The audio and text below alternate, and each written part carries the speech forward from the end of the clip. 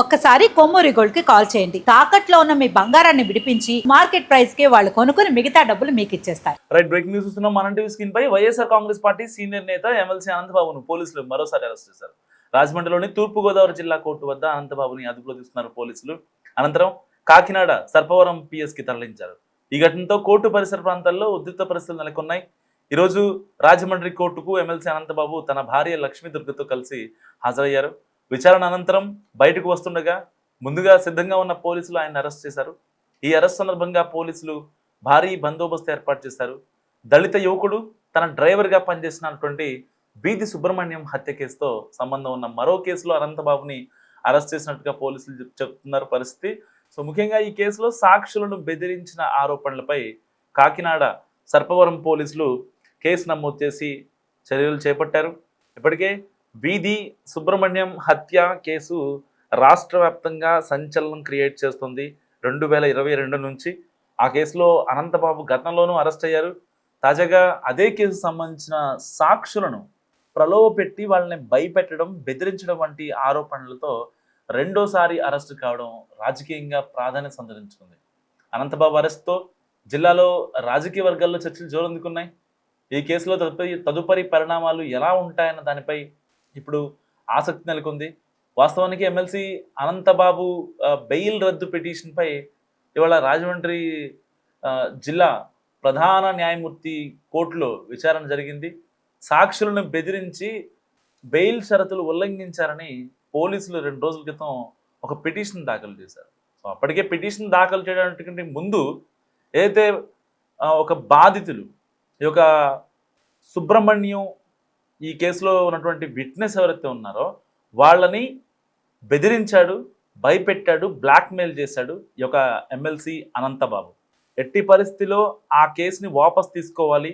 ఒకవేళ ఎవరన్నా విట్నెస్ చెప్పడానికి వచ్చినా, సాక్ష్యం చెప్పడానికి వచ్చినా వాళ్ళకి కూడా సుబ్రహ్మణ్యానికి ఏదైతే గతి పట్టిందో, సో అతన్ని ఊరు బయటికి తీసుకెళ్ళి చంపేసి డోర్ డెలివరీ చేస్తున్నటువంటి సినారియో కూడా మీకు అప్లికబుల్ అవుతుంది అని చెప్పి ఎమ్మెల్సీ అనంతబాబు వాళ్ళని సాక్షుల్ని ప్రలోభపెట్టాడు, భయపెట్టాడు, భయభ్రాంతులకు గురి చేశాడు.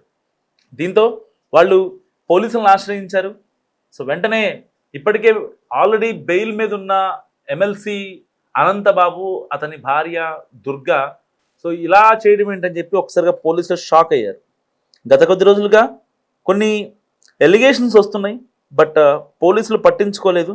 ఎప్పుడైతే బాధితులు స్టేషన్ని ఆశ్రయించారో, కాకినాడ జిల్లా సర్పవరం పిఎస్ని ఆశ్రయించిన తర్వాత వెంటనే ఆయనకి ఫోన్ చేయడం జరిగింది. సో మీరు ఎందుకు ఈ కేసులో ఉన్నటువంటి ఆధారాలని ఇన్ఫ్లుయెన్స్ చేస్తున్నారు, ప్రలోభపరుస్తున్నారని చెప్పి అడిగితే ఫోన్ పెట్టేసిన ఎమ్మెల్సీ అనంతబాబు ఆ తర్వాత 3 రోజులు అజ్ఞాతంలోకి వెళ్ళారు. ఏదైతే ఇది కేసు అవుతుంది, సో మళ్ళీ నన్ను అరెస్ట్ చేస్తారనే భయంతో ఒకసారిగా కాకినాడ జిల్లా కోర్టులో ఒక పిటిషన్ దాఖలు చేశారు, బెయిల్ పిటిషన్. ఆల్రెడీ మళ్ళీ మీకు ఎందుకు బెయిల్ కావాలని అడిగితే ప్రధాన న్యాయమూర్తి ఎమ్మెల్సీ అనంతబాబు తరపున న్యాయవాదాలు వినిపించిన లాయర్ ఎవరైతే ఉన్నారో ఆయన చెప్పిన మాట ఏంటంటే, మా క్లయింట్కి ఏదైతే ఎమ్మెల్సీ అనంతబాబుకి కొన్ని ఇబ్బందులు ఉన్నాయి, ఆ ఇబ్బందులతో కొన్ని మాట్లాడితే వెంటనే మా క్లయింట్ తరపున ఎమ్మెల్సీ అనంతబాబుకి తరపున వ్యతిరేకంగా కేసులు పెడుతున్నారు, వ్యతిరేకంగా పిటిషన్లు వేస్తున్నారు అని చెప్పి. సో ఇక్కడ ఆల్రెడీ ఎవరైతే అనంతబాబు కొంతమంది విట్నెస్ని ప్రభావితం చేశాడో వాళ్ళ దగ్గర ఆడియో రికార్డులు కూడా ఉన్నాయి. దానికి సంబంధించి పోలీసుల దగ్గర క్లియర్ కట్ ఆధారాలు ఉన్నాయి.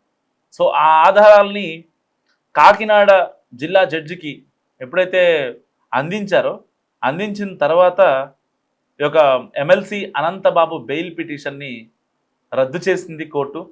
3 రోజులుగా అజ్ఞాతంలో ఉన్న అనంతబాబు కోసం పోలీసులు గాలింపు చేపట్టారు.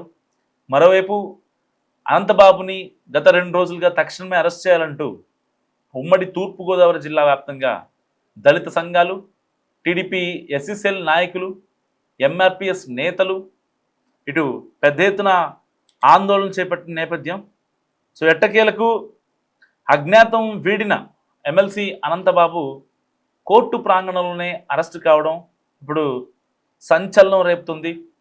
సుబ్రహ్మణ్యం కేసు ఇక ముందుకి కదలదా అనుకుంటున్న సమయంలో, ఎందుకంటే 2022లో ఈ యొక్క ఎమ్మెల్సీ అనంతబాబు వాళ్ళ డ్రైవర్, దళిత డ్రైవర్ సుబ్రహ్మణ్యంపై ఆయన్ని చంపేసి ఆయన్ని వాళ్ళ ఇంటికి డోర్ డెలివరీ చేశారు. సో వైసీపీ గవర్నమెంట్లో ఒక దళిత వ్యక్తిని ఇంటికి పిలిపించి సో అతన్ని అతి క్రూరంగా చంపేసి వాళ్ళ ఇంటికి అతన్ని పంపించి, డెడ్ బాడీని పంపించి, ఇంకొకసారి ఇలాంటివి రిపీట్ చేస్తే ఎవరికైనా ఇదే గతి పట్టుద్ది అంటూ దళితుల్ని చాలా ఇబ్బంది పెట్టే కార్యక్రమం జరిగింది. అప్పట్లో దళిత డాక్టర్ని కూడా, సుధాకర్, కోవిడ్ టైంలో కూడా అతను పిచ్చివాడంటూ అతని మీద ఒక ముద్ర వేసి అతన్ని కూడా చంపేయడం జరిగింది. సో ఇలాంటి నేపథ్యంలో దళిత యువకుడు వీధి సుబ్రహ్మణ్యం హత్యలో ఎమ్మెల్సీ అనంతబాబుతో పాటు ఆయన భార్య లక్ష్మీ దుర్గాలియస్ రోజా కూడా పాల్గొన్నారని ఇప్పటికే సిట్ తేల్చింది. ఇప్పటికే ఆవిడ కూడా అజ్ఞాతంలో ఉన్నారు. మొన్న రీసెంట్గా ఆవిడకి కేసు తరపున ఆవిడకి బెయిల్ రాకపోతే ఆవిడ కూడా అజ్ఞాతంలోకి వెళ్ళారు. సో అప్పటి నుంచి ఈ హత్యకు ఎవరైతే విట్నెస్లుగా ఉన్నారో వాళ్ళని ప్రేరేపించడమే కాకుండా, వాళ్ళతో మాట్లాడే ఒక ఇనిషియేషన్ తీసుకోవడమే కాకుండా, వాళ్ళని బెదిరించడం, వాళ్ళని బ్లాక్మెయిల్ చేయడం, వాళ్ళని భయపెట్టడం, ఎలాగైనా సరే మీరు వచ్చి కోర్టుకి వచ్చి ఈ యొక్క ఏదైతే తాము చెప్పకున్న సంజాయిషి కావచ్చు, వాళ్ళు చూసింది కావచ్చు, విన్నది కావచ్చు, ఇవన్నీ ఏం చెప్పొద్దు అని ఎప్పటి నుంచో ఈ యొక్క లాబింగ్ అనేది జరుగుతుంది. సో ఇలాంటి నేపథ్యంలో సుబ్రహ్మణ్యం హత్య కేసులో వైసీపీ ఎమ్మెల్సీ అనంతబాబు మళ్ళీ అరెస్ట్ అవ్వడం ఇప్పుడు కలకలం రేపుతోంది. సో యాక్చువల్గా జగన్ ఫోన్లో పరామర్శిస్తారా, మరి అయితే ఆయన యూరప్ టూర్కి వెళ్దాం అనుకుంటున్నారు కదా. సో ఏప్రిల్ 20 నుంచి మే 15 వరకు ఆయనకి ఒక CBI court, Vijayawada CBI court permission ఇచ్చింది. సో మరి జగన్మోహన్ రెడ్డి గారు ఫోన్లో పరామర్శించే అవకాశం ఉంది. మరి డైరెక్ట్గా ఇక్కడ జగన్మోహన్ రెడ్డి గారు కూడా సిబిఐ తరఫున కొన్ని పర్మిషన్స్ తీసుకొని వెళ్ళారు. సో ఏదైతే మీ పర్సనల్ మెయిల్ ఐడి కావచ్చు, మీ పర్సనల్ ఫోన్ నెంబర్ కావచ్చు, ఎట్టి పరిస్థితుల్లో ఇవ్వాలి. లాస్ట్ టైం లాగా వేరే వాళ్ళ ఫోన్ నెంబర్లు, ఫేక్ ఈమెయిల్ ఐడీలు, ఫేక్ మొబైల్ నెంబర్లు ఇవ్వకూడదంటూ కూడా సిబిఐ కాస్త తలంటిన ప్రోగ్రామ్ స్టార్ట్ చేసింది.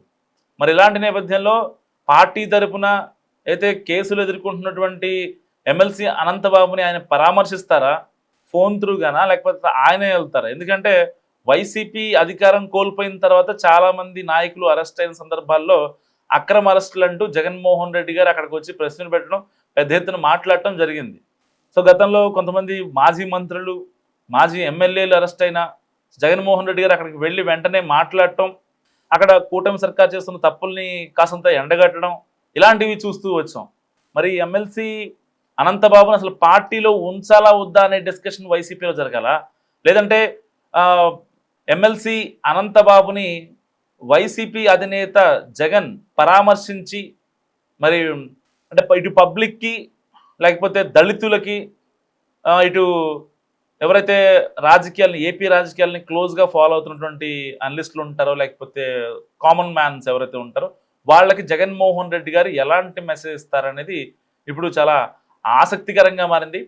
వాస్తవానికి జగన్మోహన్ రెడ్డి గారు వైసీపీలో ఎవరు అరెస్ట్ అయినా సరే ఫోన్లో నుంచి పరామర్శించడం, లేదంటే వాళ్ళని వెళ్ళి బెంగళూరులో ఉంటే కనుక ఫోన్లో మాట్లాడతారు, లేదా పులివెందుల్లో ఉంటే డైరెక్ట్గా తాడేపల్లికి వచ్చి అక్కడ నుంచి ఒకరోజు పర్టికులర్గా వాళ్ళ ఇంటికి వెళ్ళి వాళ్ళకి పరామర్శించి మేమున్నామనే భరోసా ఇస్తారు. ఇది పరిపాటిగా మారింది ఈ యొక్క కూటమి సర్కార్ ఫామ్లోకి వచ్చాక.